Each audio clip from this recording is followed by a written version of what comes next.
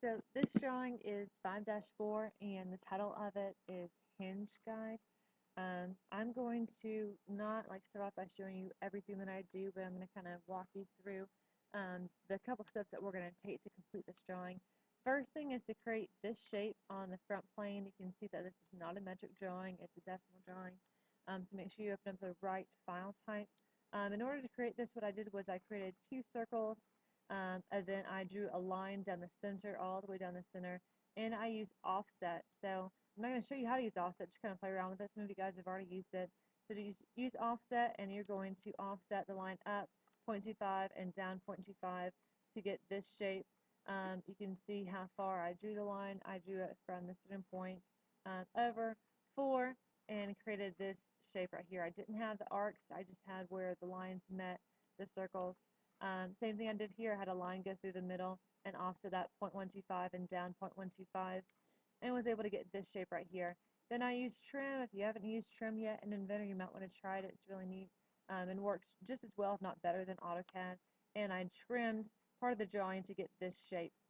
In order to get the arcs right here, what I did was I used fillet and used a radius of 0.3. Once you have this drawn, go ahead and make sure that you have all the dimensions that you need. Your entire drawing should be purple like mine. It's very, very important that everything is constrained.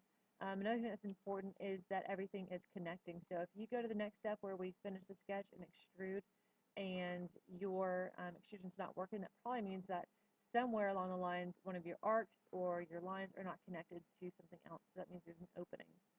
So once you have that done, go ahead and hit finish sketch.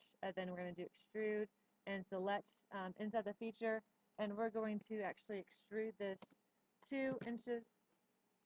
I'm going to go and hit OK. And now what I'm going to do is I'm going to add some holes. And because I'm going to be doing 2 holes, it's probably going to be a little bit faster just to select the sketch and select the plane right here. I'm going to go ahead and move this slightly. Now I'm going to go ahead and add 2 circles for my holes. I'm going to pause it and dimension these so you guys can see where they should go in just a second, and then you guys will be able to do the holes.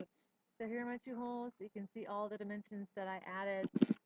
So the diameter for these is going to be 0.25. You can see it's 0.5 from here, 1 from center point to center point, 2.25 from the edges.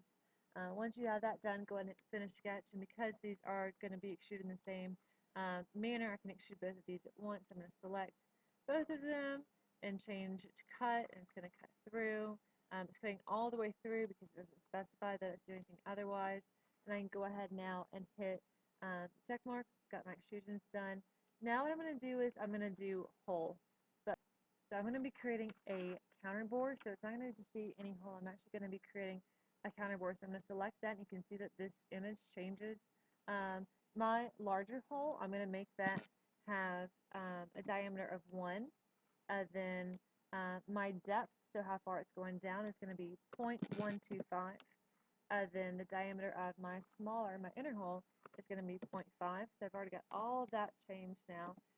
But I do have to go ahead and select it, so make sure that face is selected. You can do linear because we're going to be typing in the dimensions of where that's going to be at. So I can select this face. And you can see it's already creating a lot of the shape that I need because I already input all of those dimensions. So now I can click on reference 1 and select this edge. And that distance is going to be 1.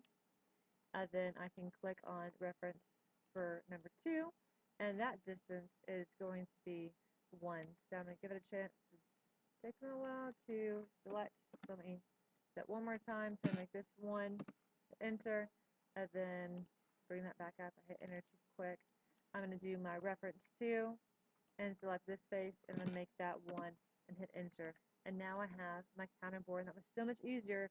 Hopefully you guys agree with that than having to do a sketch and doing 2 holes. So very simple, very easy to do.